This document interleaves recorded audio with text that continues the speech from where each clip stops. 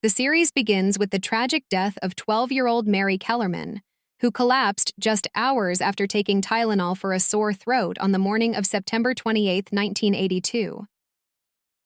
That same day, 27-year-old Adam Janus, a postal worker, also died after taking Tylenol from a contaminated bottle.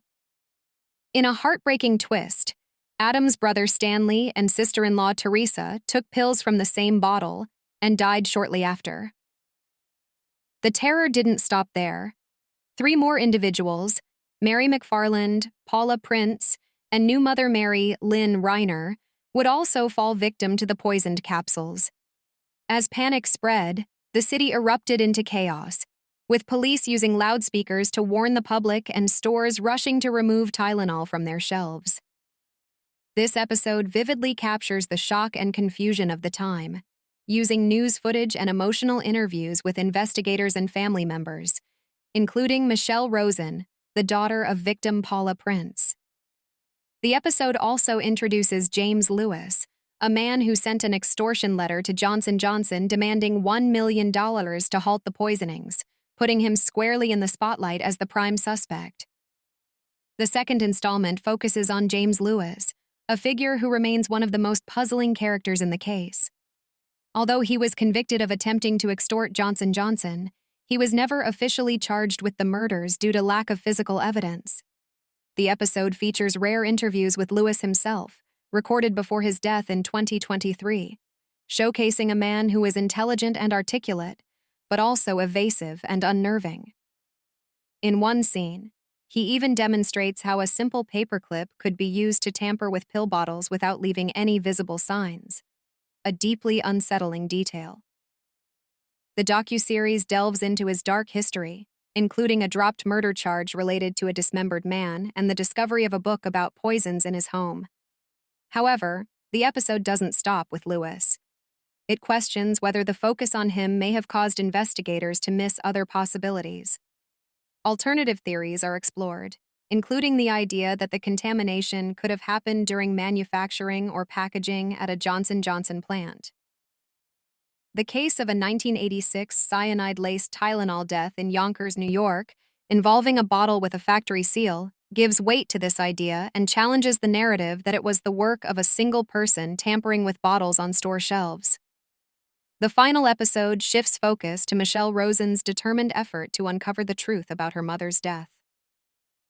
She uncovers evidence that supports the possibility of contamination happening inside a Johnson & Johnson facility, an angle that had been largely overlooked by authorities. The series reflects on how the Tylenol murders forever changed the way products are packaged, leading to tamper-evident seals and increased public awareness about consumer safety. However, it also criticizes law enforcement's narrow focus on James Lewis, pointing out that other suspects, like Roger Arnold, who was found with cyanide, were not thoroughly investigated. Despite revisiting key leads and theories, the episode concludes with no clear resolution. It highlights the pain still felt by the victims' families and the haunting nature of an unsolved case that continues to raise disturbing questions. Was this the act of a lone individual, or something far more systemic and hidden? Cold Case. The Tylenol Murders is a chilling and thought-provoking addition to Netflix's growing library of true crime documentaries. The series excels at drawing viewers into the tense atmosphere of early 1980s Chicago, combining haunting reenactments, period footage, and emotional testimony to bring the horror of the poisonings back to life. The first episode is especially strong, establishing the emotional weight of the tragedy through personal stories and dramatic pacing. However, as the series continues, the momentum slightly fades, partly due to the unavoidable frustration that comes with revisiting a case that remains unsolved to this day.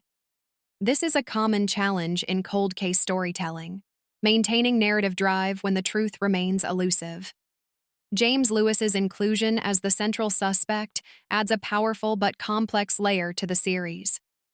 His final interview, filmed shortly before his death, is unsettling and captivating in equal measure.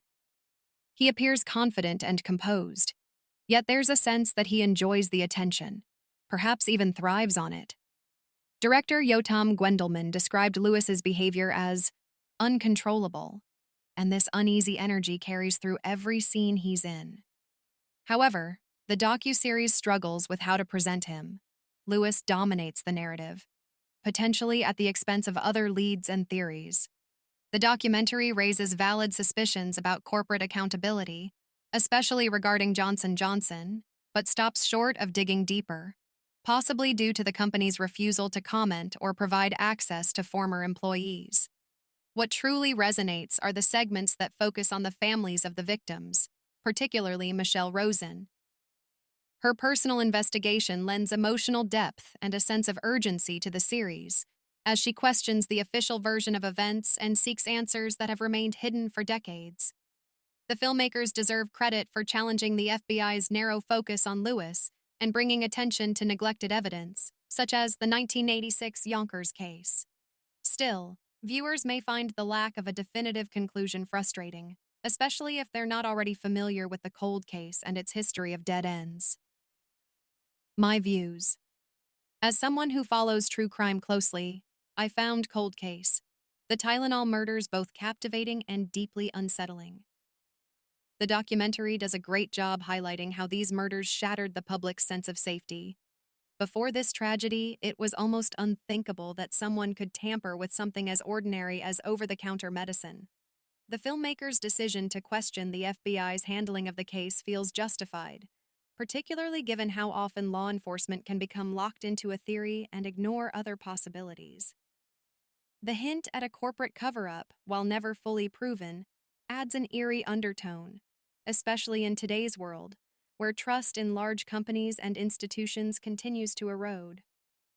However, the show's heavy reliance on James Lewis as the narrative center comes with drawbacks. While he's undeniably fascinating to watch, his prominence threatens to overshadow the other key elements of the story, especially the lives of the victims and the unexplored leads. I was particularly interested in the theory involving plant contamination, especially after learning about the 1986 case. It felt like the show could have pushed this angle further, possibly by seeking out more corporate whistleblowers or internal documents. The silence from Johnson & Johnson is noticeable and unfortunate, and more effort to fill in that gap with independent research or expert testimony would have strengthened the story. In the end, the series leaves us with far more questions than answers, but maybe that's the point. It's a haunting reminder that some crimes never find closure, and that the people left behind are the ones who suffer the most. Cold Case. The Tylenol murders is essential viewing for true crime fans.